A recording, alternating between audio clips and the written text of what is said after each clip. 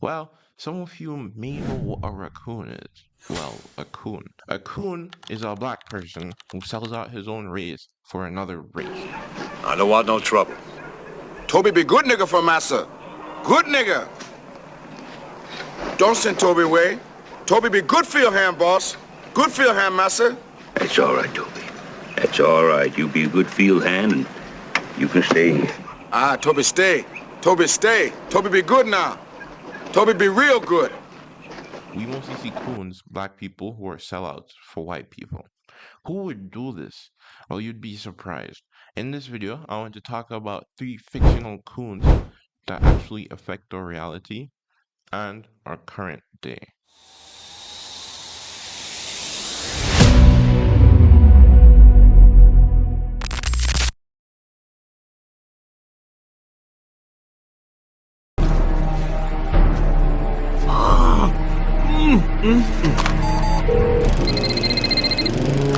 Nigga, what you want? I want you over my house cutting my grass like you supposed to be. Well, too bad for you, cause I just took another job. And even though they don't pay hardly nothing, working for white folks look way better on my resume. Damn it, this is the 4th week in a row you cancel on me.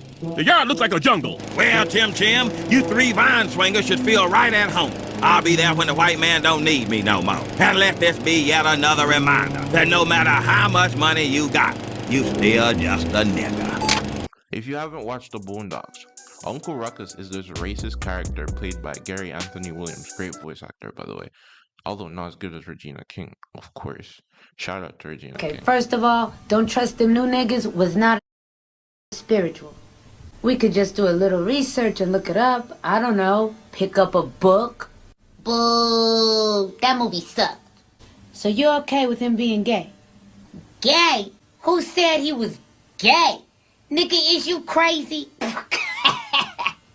Gake's delicious. Gay.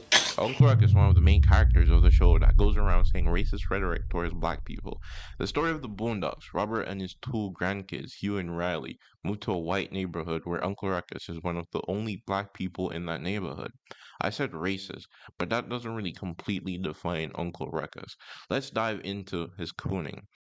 Not only is Uncle Ruckus prejudiced towards the black race, we have scenes where Uncle Ruckus dreamed about going to white heaven and seeing Ronald Reagan, and his strong awe for white people. My stars and garters, President Ronald Reagan, my hero.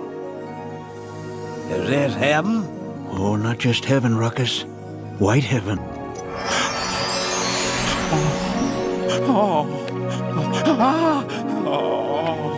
Praise white God. Uncle Ruckus says he has revitiligo, a disease that's the opposite of what Michael Jackson had. Best thing the good Lord ever did for the planet Earth. Ruckus, you black as the ace of spades, man. I don't see the need for you to go and insult the man after a game of checkers.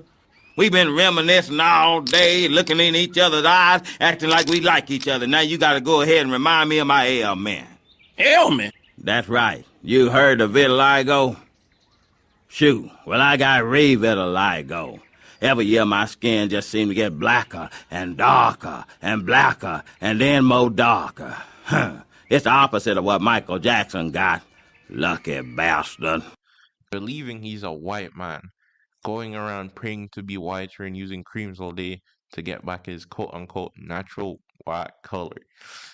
Oh, and do not let me forget, Uncle Ruckus also works 32 jobs literally because of his stereotypical belief that black people don't work. Might I add, he volunteers. He works at the jobs for free. Uncle Ruckus is a very strongly satirical character, but as much as he is satire, there is more than enough truth with his hyperbolic character. But before we get down into the truth of Coons, let's go to our second character. Hello, Steven, my boy. Yeah. Hello, my ass. Who this nigga up on that name? Oh, Steven, you have nails for breakfast. What's the matter? Why you so ornery? You miss me, huh? Oh, yes, sir. I miss you like a hog miss flop, like a baby. Miss Mammy Titty. Snowball. Well, his name is actually Steven, Why call him Snowball? Well, because it's actually his nickname from the movie, and the name Snowball actually stuck more. Now, I ask you, who this nigga on that name? Hey, Snowball. Wanna know my name or the name of my horse? You ask me. Although Snowball isn't as bad as Uncle Ruckus, Snowball is much guilty of being a coon as he is. Steven is a character from the famous movie Django Unchained, played by Samuel L. Jackson. Shout out to Samuel L. Jackson. Oh, I'm sorry. Did I break your concentration? This took part in the 1800s, 1858 technically, 2 years before the American Civil War. The story follows Django, a freed slave, who walks around with a white bounty hunter around that time. They went to a slave plantation, a place called Candyland, a place run by Calvin Candy, who was played by Leo DiCaprio. Shout out to Leo DiCaprio. Django has a history of helping his friend, the bounty hunter, Dr. Schultz. He explained that he would help him find his wife, a slave girl named Broomhilda. So, they were off to their goal, and this is why we see them on Candyland, and this is where we first meet Steven.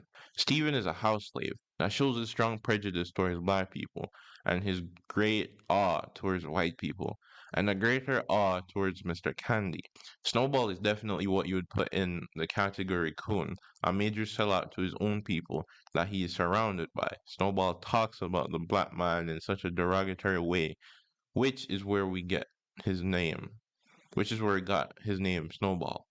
Also because he's old and has gray hair, probably separating himself mentally from the skin color he possesses.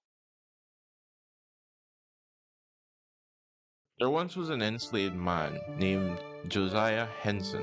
He was born in 1789 in Maryland, in los Estados Unidos.